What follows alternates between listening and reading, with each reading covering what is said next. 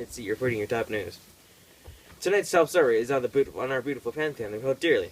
After this, we'll be talking about gladiators and their combat against animals with Boone, our family life with Azelle, and for our final segment, I forgot about myself, we will have new information on our famous Constantine with Kayla. Now, we have Katie with our religion. Katie? Hi, I'm Katie, and as you all know, Constantine is the powerful and strong important figure that made many organized churches throughout Rome. He told us our main religion would be Christianity, and I guess that has now come true. This religion has widely spread to Persia from the Atlantic Ocean. And this is a warning for everyone that any unacceptable forms of Christianity are forbidden, and harsh consequences will be taken into action. Please thank our monasteries who built up Christianity's schooling, our monks, refugee, and places for learning. They also made rules to help show the best of our religion. Are we doing anything this weekend? Yes, in fact, there's going to be the crowning of the King of France, who is named the first Holy Roman man. And after the alliance with the Europeans' greatest political leader, our churches have grown stronger and more powerful. Also, tomorrow is the remembrance of Pope Fabian, who was head of Roman Church and passed away along with thousands others, who were murdered. There's no theology, beliefs, or practices for our proud religion of Christianity, so come on down to your local church to present your idea for belief or practice we can start. And tomorrow, a group of 5 babies will be baptized in the altar to celebrate their new arrival into the world. Don't miss the famous Lord's Supper worship service where we will eat bread and drink wine, although grape juice for the little ones. And now, on a more serious note. The church's major power has led them to spend our precious money on beautiful art and monumental buildings and luxurious items for our leaders. You might wonder, where's all this money coming from? Well, in fact, it comes from our hard-earned money that we make by earned taxes of crops and land, plus our city's sales and diligence. So you may think, is it worth to give our precious money to tax collectors for everything the church spends on? Although these buildings and others could be useful, or it could be a waste of our money. Think. Now to Kayla. And now to Boone with our Gladiators of Rome. We'll be back shortly after the commercial break. Have you been sentenced to death? If you have, then our newest and latest technology is for you. The invisibility cloak. The invisibility cloak is very easy to use. You simply just slip it down its hanger and you put it on your body.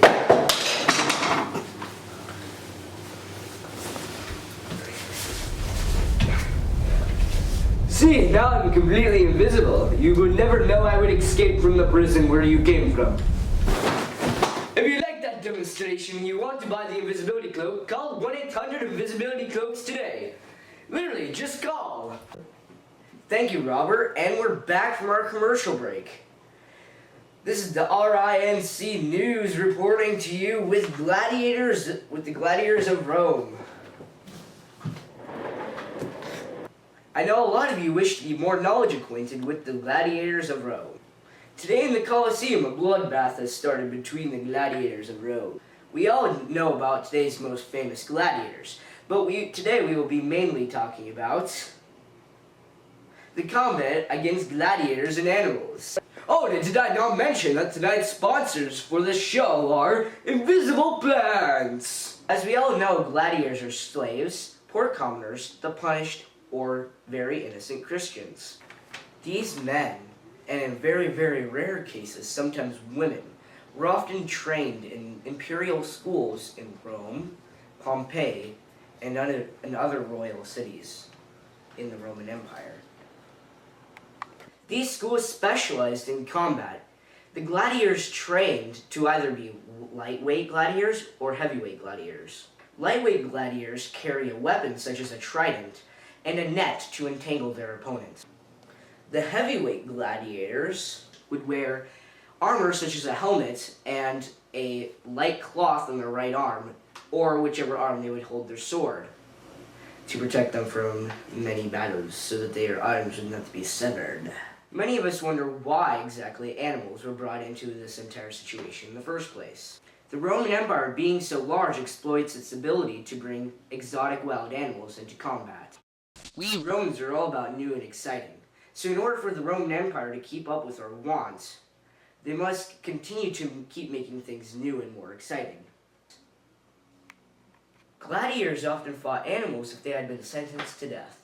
These games are often held in the morning as an opening act. Many people were, in fact, sacrificed for their religion. If you are looking for something more exotic and exciting to watch, you may want to know that gladiator matches were not the only type of animal entertainment for the Romans. These games are called venetans. Ventors were trained at a special school called a ludus mantineus.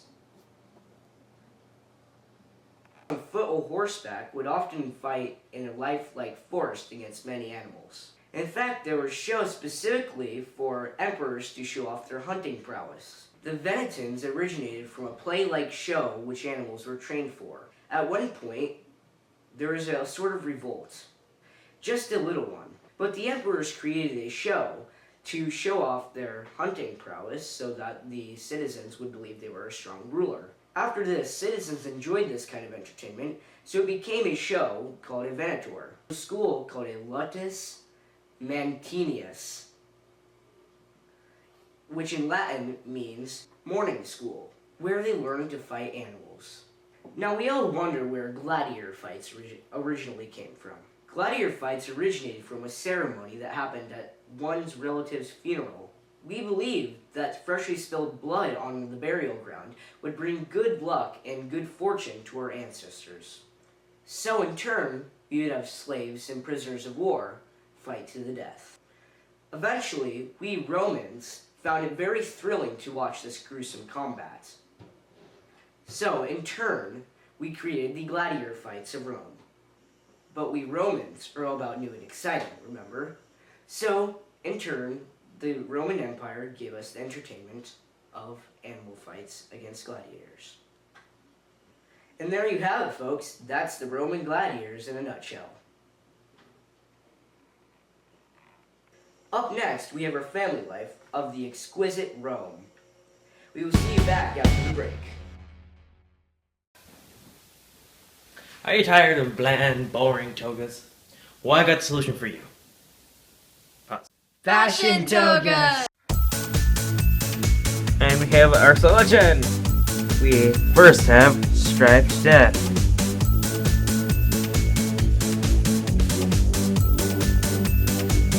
Then we have kind of a polka dot.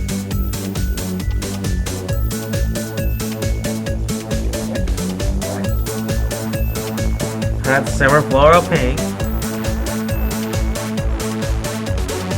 My personal favorite. And last but not least, the manly fire.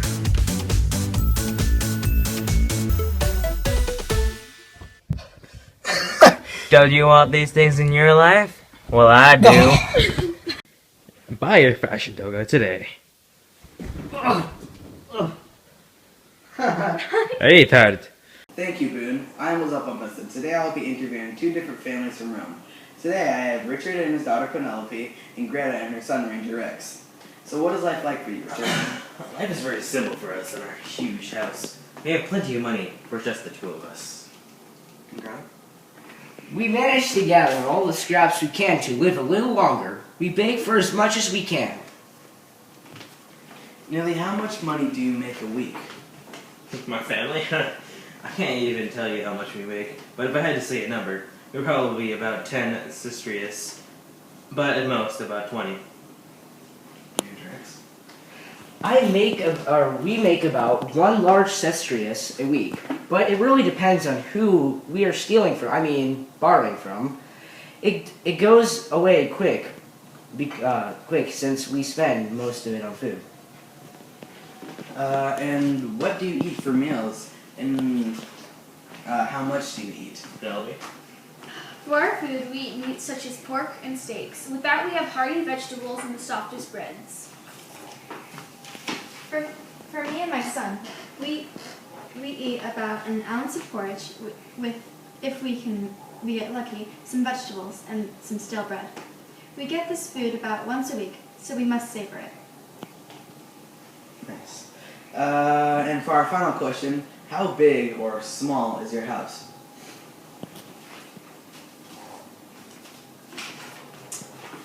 As my father said before, our house is quite big, almost as big as half the Colosseum. We have many trinkets and toys, but right now we are having a sculpture of me and my father made of gold. I'm so cold. Right now, we don't have a house. It's mostly a changing living area, but as of right now, we live over by the abandoned garbage area. Ever since my husband died in the military, we haven't been able to live as well, and all I have is my son Ranger. Ranger. Oh. Thank you, Greta and Richard. And back to you, Vincent. Hello, my name is Robert Parez, here at RNC. My topic is the Pantheon. The marvelous Pantheon is still together today, and is said to be the most preserved Romanian buildings today, and is supported by 16 monolithic Corinthian columns. The whole building is to be a total of 145 Roman feet, or 141 feet and 8 inches in American feet. The roof has a hole that most people would think when it rains all the water would get everywhere, but the hole is designed perfectly so that the water makes a perfect cylinder funneling into a pool at the bottom. But the main purpose of the Pantheon was to celebrate the victory of the Battle of Actium, and was to praise all gods like a temple. It was built between 27 and 25 BC, and is open for tours and such. That's all we got so far on the Pantheon. Join us another time.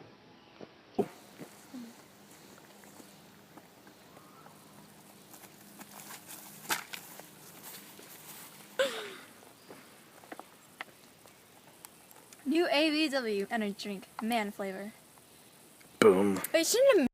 Drink the man, taste the man. Ha.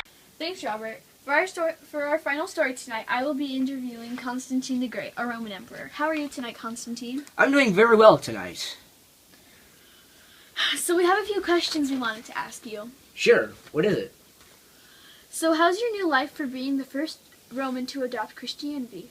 Well, my triumph of the church race ceased the prosecution of Christians, but I do have many, many enemies. I consider myself a successful general. For my action towards Christians, my life has never been better. How was your education in the imperial court? My education? It took forever. I studied everything from Latin, Greek, literature, and philosophy to much more. Wow, I could see that was quite a struggle. How is it different since you've changed the worship day from Saturday to Sunday? Well, changing it to Sunday was pretty frustrating, since everyone kept forgetting and going on Saturday instead, so that really got me. But once everyone got the idea that they would be severely punished, they quickly changed to Sunday. Okay, moving on. How do you feel after you victoriously defeated Emperor Maxentius? With my little army, I knew I'd give it all. His troops retreated to the Tiber River, but in that retreat, Maxentius fell and drowned in the water. Lucky son of a gun! I would have slashed his throat and let his blood spill. Okay, that's all I we killed have my for wife and my tonight. children. Back to Vincent in the studio. Ha! Ha! Have you been sentenced to death? If you have, dang it, I don't even have a script. And we're back with Katie. What's up?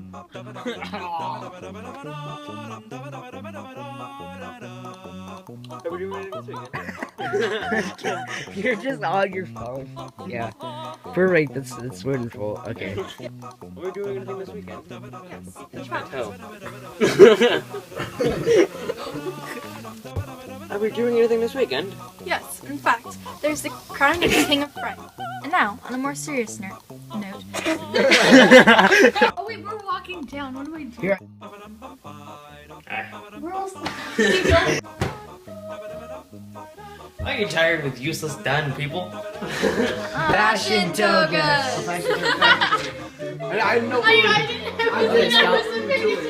Wait, this makes no sense because my head's turned. Didn't look at him. Okay, so for our final story tonight, I will be viewing Constantine the Great. I will be viewing his beautiful body. Food. Me and my son eat about... Thank you, and we're back with what? The combat against gladiators and animals. As we all know, gladiators are poor commoners, slaves, or punished people. As we all know, gladiators are poor commoners, slaves, the punished, or innocent Christians. As we all know, gladiators are slaves, poor commoners, the punished, or very innocent Christians.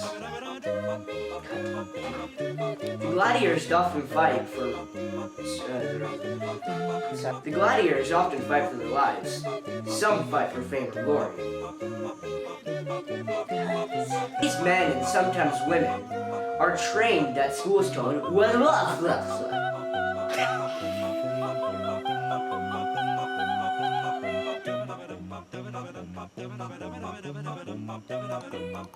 Many of us wonder. Hunters on horse or so Ventors were trained at a special school that gladiator fights Ventors were trained in a special school called Mani Tedious against gladiators. Heavyweight gladiators often wore just a helmet, a chest plate, and an arm guard so their arms would not be severed. So in turn, we would have slaves and prisoners of war fight to the death.